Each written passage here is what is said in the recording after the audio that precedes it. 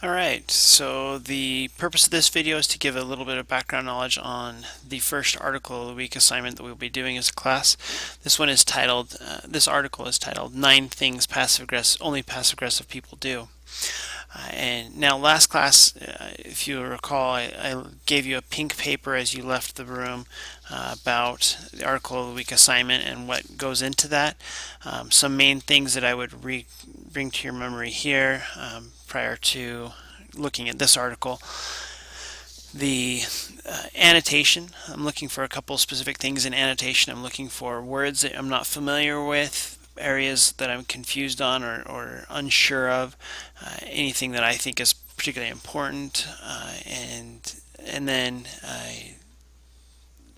beyond that, it says include brief notes in the margins and between the lines. Write down questions you have, your thoughts and feelings about the article, and any other information you might find to be important. So that's what I'm doing with the article here, and I'm going to just demonstrate that with you.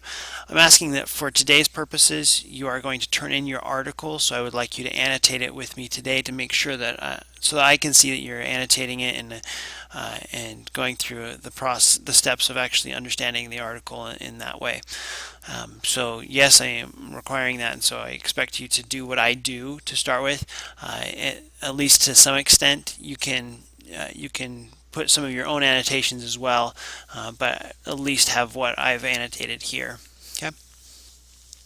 So we'll begin, and then afterwards I'll come back and talk about the writing assignment attached to this. I'm just going to briefly go through some of the annotations I've made, and I won't go through all of them, but I'll just show you some of the things that I said. Okay. All right. So the title again: 9 Things Only Passive-Aggressive People Do. The article. While an occasional passive-aggressive approach to life's problems isn't unusual, manipulation and indirect communication are a way of life for some people. Okay, some things here. First of all, the definition of passive-aggressive. I define it as behavior in which a person acts without direct purpose. Instead, they indirectly show what they want without actually stating it. And so actions may state it differently than what their words say. Okay, so something there about the definition for it. Then I noticed the word occasionally. Now they draw this distinction between occasionally, meaning not all the time, and being a way of life. Now I think for some people, passive aggressive behavior is a way of life, and for some people, you may kind of come in and out of these things. Like the 9 things down here, you may look through those and say, "Oh, sometimes I do that," or "Sometimes I do that," but I don't necessarily know that doing one of these things every now and then necessarily says that you are a passive aggressive person. I think all of us have tendencies towards that in some way or another. I know I do, anyways. Okay, but I still struggle with the word only here.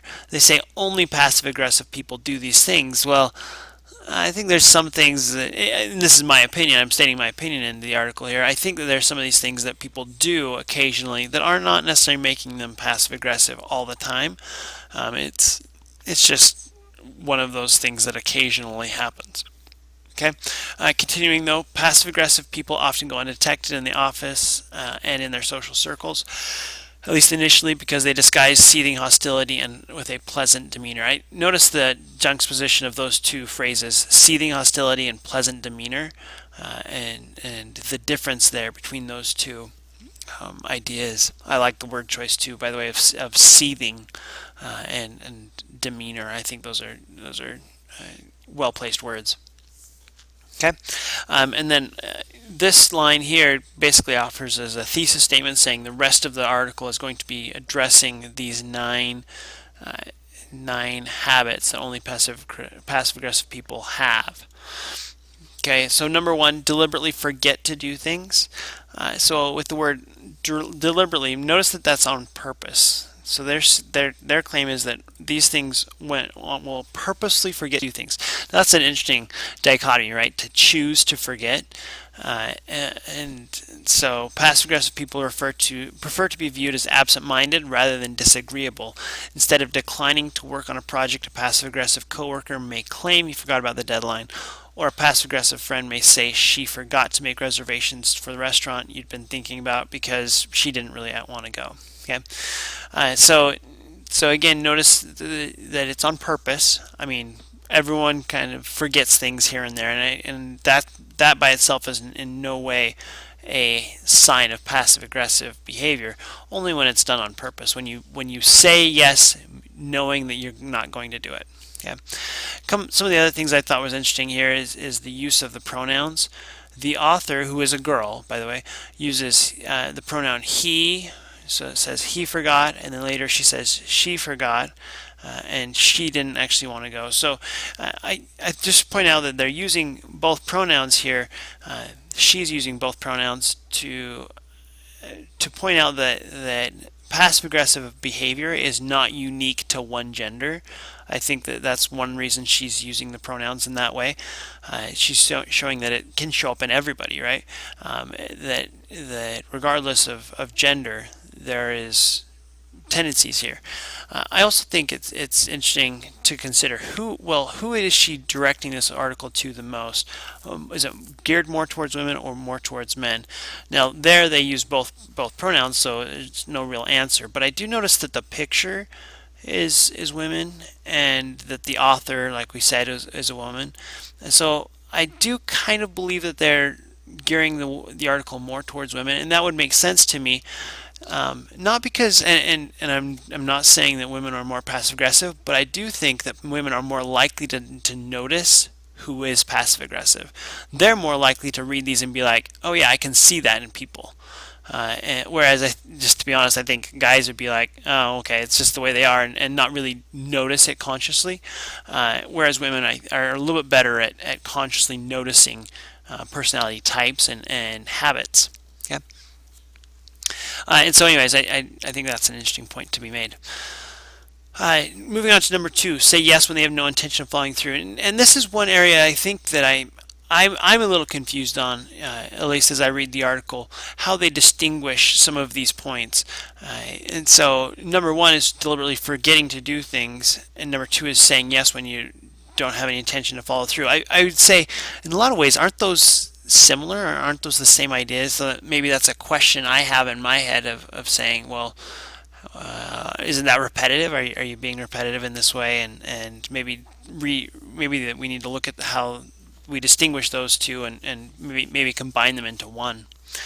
Anyways, the second point says, in an effort to make to look like people pleasers, passive aggressive people rarely say no. They may forget to an invitation altogether, or ignore an invitation altogether, only to claim later that they never received it. They often robustly agree to face-to-face invites, even for things they have no desire to do. To escape their obligations, they may then cancel plans at the last minute by feigning an illness or an emergency. Okay, some things that I noticed here. I don't know if you guys have ever seen the movie Yes Man. I love that movie. I'm a big Jim Carrey fan, but I would show that this is that's not an example of passive aggressive behavior, because he actually follows through, right? He can't say no, and so in that way, yeah, he doesn't say no, but he actually does what he says he's going to do, and I think we all know people that will say no, knowing that they're not going to do it. They'll say, oh yeah, I'm going to totally get that done tonight, or I'll totally do that. And oh, okay, yeah, I know from the past that you're probably not really going to do that, but that's fine. You can say that you will.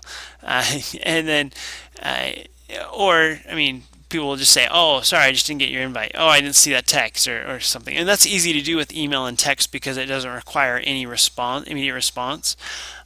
Whereas if it's a phone call or a face-to-face conversation, then it requires an immediate answer. Oh yes, I'll do it. Or some kind of that immediate commitment. Whereas otherwise, you can just be like, oh, I just didn't see it. Sorry, kind of thing. And then a lot of times, I know people who will say, oh, I'm sick, therefore I can't make it, or they find a way out from that in that way. Okay. Number 3, engage in backstabbing behavior. I think we all know people who are tend to do this, where they'll complain, and it's not productive complaining either. It's not like saying, well, here's what's wrong and here's how we can fix it. It's just saying, here's all the things that are wrong in the world. And they never really offer any solutions to those problems. They're just constantly pointing them out, and that's hard for other people to be around, because they don't ever see any production from this person beyond the showing of flaws. And so we'll talk a little more about this a little bit later as well. Okay. Continuing to number 4, are inefficient on purpose, and this one is, again, kind of similar to some other points that the authors made. They'll procrastinate or purposefully fail at doing some things rather than wholeheartedly try it, because by doing that, by feigning that you're trying it, and then allowing yourself to fail, then you can pass it off to someone else and say, oh, well, sorry, I couldn't do it. I just, and I'm just not able to do that. And so then you're hoping that someone else will step up and just take care of it for you, which is very similar to a later point that the author makes. So they'll procrastinate very much on purpose, and with the hope that, and the knowledge that, well, if I do this right, if I procrastinate in the right way, eventually someone else will just do what I don't want to do for me. Okay. And then number 5, mask their resentment with a smile. They don't express their anger or displeasure in an open manner. Now this makes me think of Dolores Umbridge. I don't know if you've ever watched Harry Potter. In that one, she acts really timid and really shy, and sometimes happy. Like, she'll have a little smile on a lot of the time, even while she is criticizing and demeaning a lot of characters, particularly Harry Potter, right? And so it's very clear that how she feels about it, but she, through her words and her actions, but her expression on her face says something very different. And so in that way, it's kind of confusing to people. They're not sure. Are you serious? Are you joking? Are you really that mean? and people don't know how to react in some way, and that's very much a sign of passive aggressive behavior. Number 6, seeking revenge. I'm just going to speed through some of these next points here. So when it comes to seeking revenge, I think we all know people who will hold a grudge for a very long time, and they'll get back at people in very roundabout ways. Instead of directly approaching or addressing someone's behavior, they'll just send an angry email or start a rumor, something along those lines. Number 7, exhibit learned helplessness. Just say, oh, I can't do anything. We give it up. We call that a fixed mindset. We claim that there are limits upon what we can do, and then there's these self-fulfilling prophecies that, well, because we think bad things are going to happen, so much so that we actually cause them to happen by our attitude. That's another very, very characteristic habit of passive-aggressive people. They'll do anything to avoid a confrontation. They'll be inconsistent. And this I think goes back to some of these number 5. I think number 8 and number 5 are again kind of saying a similar idea. They'll be inconsistent with what they do and say, but because they want to avoid fully addressing whatever they're talking about. And then last, number 9, manipulate people. I think they strategically use people's feelings to get what they want, and that's a characteristic of manipulative behavior. And I think we can all kind of identify people that are like that. Okay. So, anyways, hopefully you've gone through and identified some of those things and annotated those. Now, let me just talk about the instructions for the writing part. First, I'm going to have you write for me a short little summary about the article. What was it about? In just a couple sentences. You're not going to go through and name each of the nine topics. I'd say pick 3 or 4 characteristics, overarching characteristics of passive-aggressive behavior that they point out, and summarize those. And then and I give you a slight example here that you'll see again in a moment. And then you're going to respond. Tell me, what did you agree with the article? How did you feel about passive-aggressive behavior as a whole? And what attributes are important to you? What examples do you see, both in yourself and other people that you know, maybe even in literature? And is there anything here that you disagree with? Okay.